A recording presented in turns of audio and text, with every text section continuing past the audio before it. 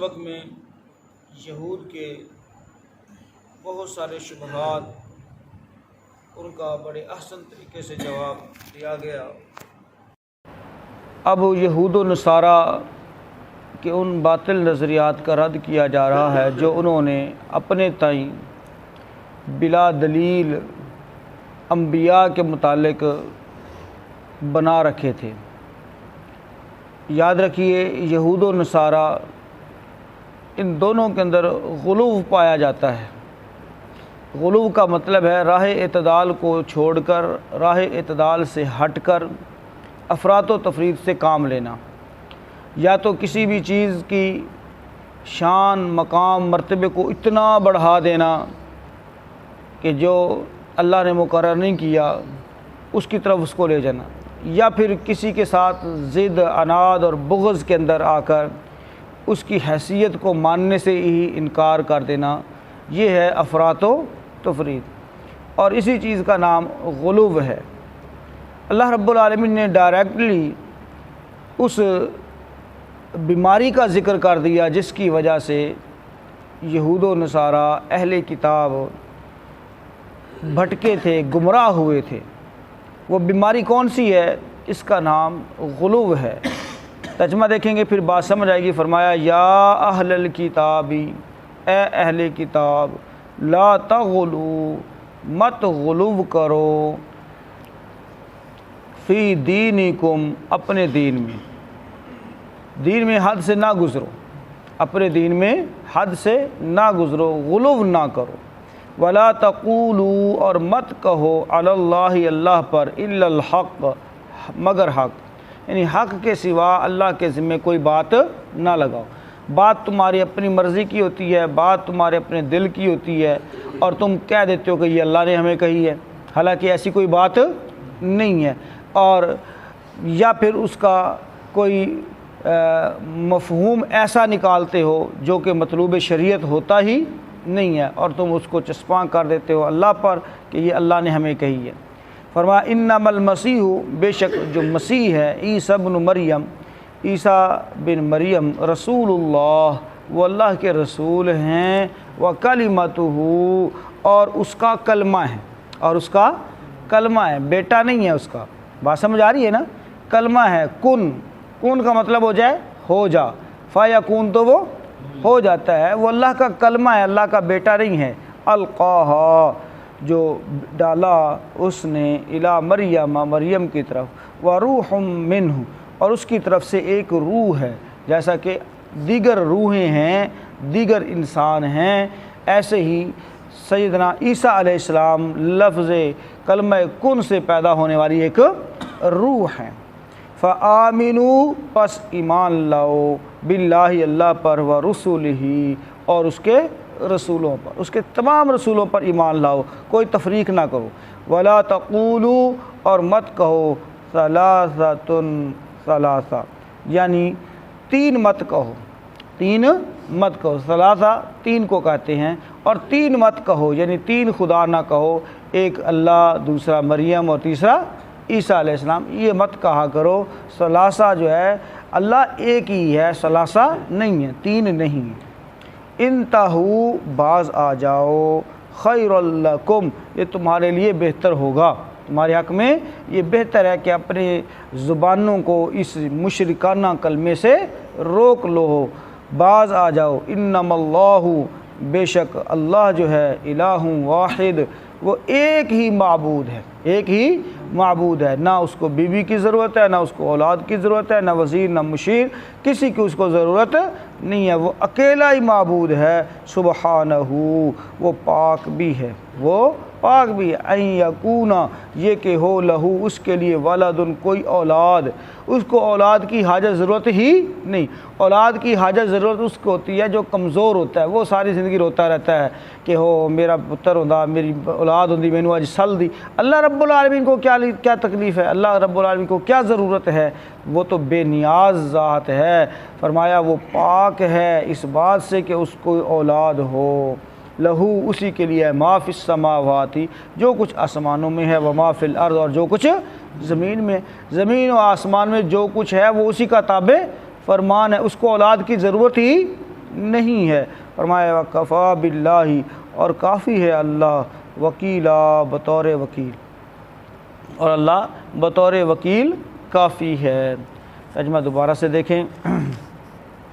یا اہل الکتاب، اے اہل کتاب، لا تغلو، مت غلو کرو، فی دینکم، اپنے دین میں، یعنی اپنے دین میں حد سے نہ گزرو، ولا تقولوا، اور مت کہو، علی اللہ، اللہ پر، الا الحق، سوائے حق کے، یا مگر حق، حق کے سوا رب پر، اللہ پر کوئی بات نہ کہو۔ انما المسیح عیسی ابن مریم رسول اللہ، بے شک مسیح عیسیٰ ابن مریم اللہ کا رسول ہے، وَكَلِمَتُهُ، اور اس کا کلمہ، القاہا، جو اس نے بیجا ڈالا، الی مریم، مریم کی طرف، وروح منہ، اور اس کی طرف سے ایک روح ہے، فآمنوا، پس ایمان لاؤ، باللہ، اللہ پر، ورسولہ، اور اس کے رسولوں پر، ولا تقولوا، اور مت کہو، ثلاثہ، تین مت کہو کہ تین خدا ہیں، ایسا نہیں ہے۔ انتہو، باز آ جاؤ، خیر لکم، یہ تمہارے حق میں بہتر ہے۔ انما اللہ الہ واحد، بے شک اللہ صرف ایک ہی معبود ہے، سبحانہ، وہ پاک ہے، ان یکون لہ ولد، اس بات سے کہ اس کی کوئی اولاد ہو، لہو ما فی السماوات، اسی کے لیے ہے جو کچھ آسمانوں میں ہے، وما فی الارض، اور جو کچھ زمین میں، وکفا باللہ وکیلا، اور اللہ بطور وکیل کافی ہے۔ محترم بھائیو، آج کا جو ہمارا سبق ہے، اس میں 8 بنیادی پوائنٹ ہیں، 8 بنیادی باتیں اللہ رب العالمین نے کی ہیں۔ سب سے پہلے کہ غلو سے بچنا، یہود و نصارہ کی تباہی، بربادی اور گمراہی کا سبب جو چیز بنی ہے وہ غلو بنا ہے، افراط و تفریط، کہ ایک بندے کی محبت میں، عقیدت میں اس کو اتنا بڑھا دینا کہ اس کو اللہ ہی بنا دینا، یا اللہ کی ذات کا حصہ بنا دینا۔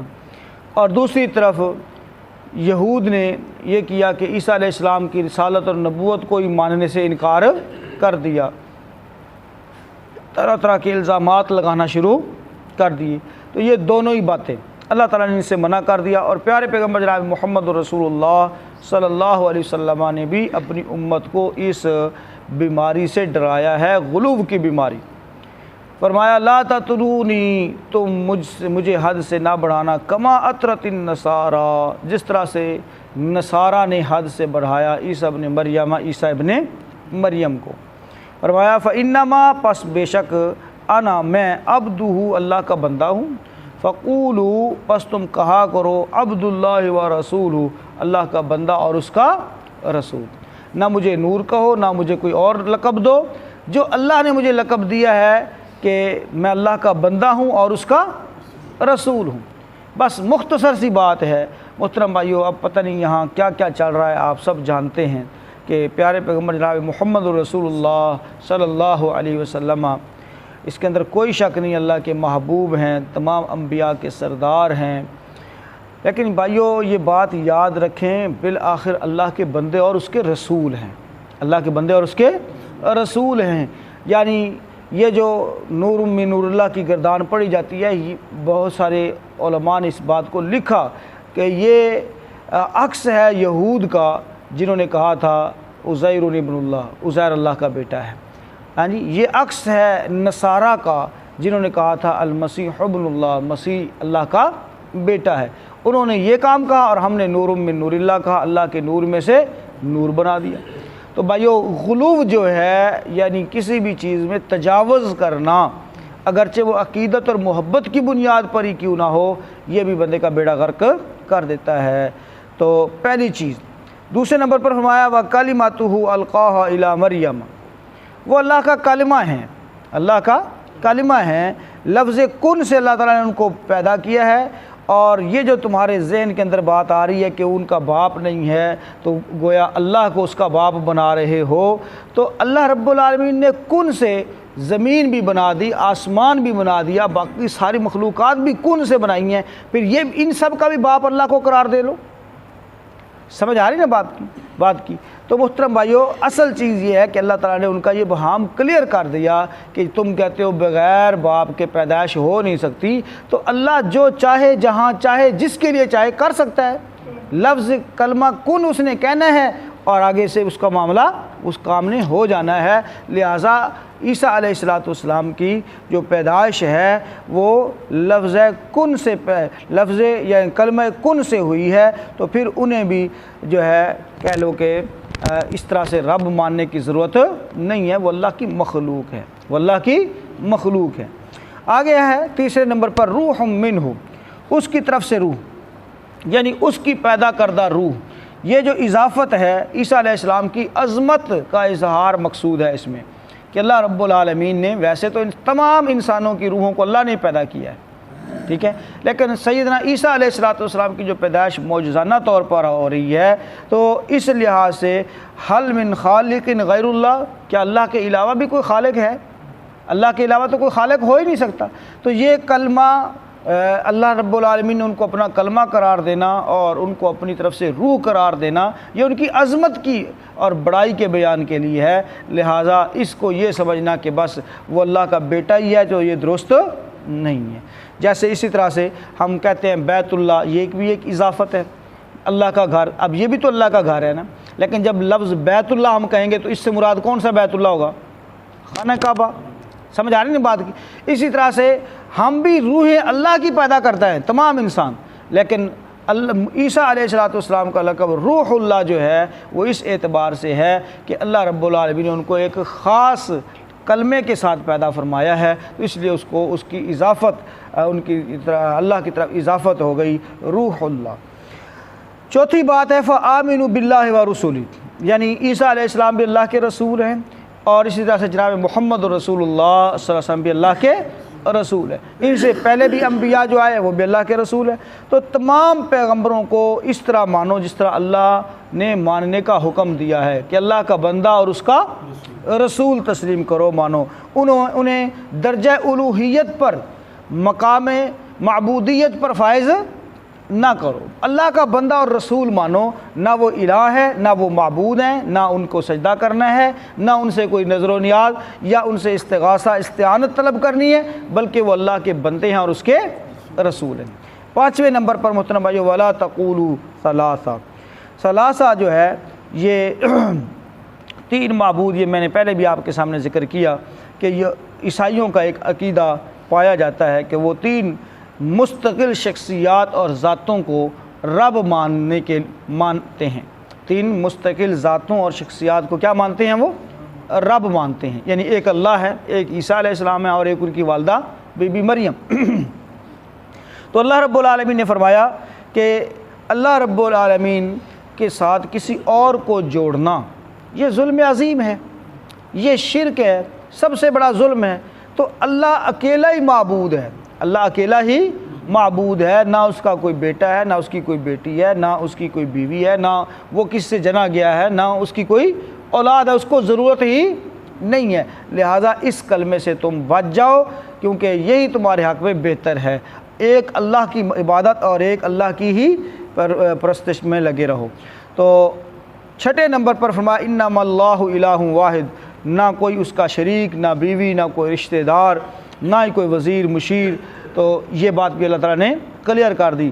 اور ساتویں نمبر پر فرمایا لہو ما فی السماوات و ما فی الارض، اسی کے لیے جو کچھ آسمانوں میں ہے اور جو کچھ زمین کے اندر ہے۔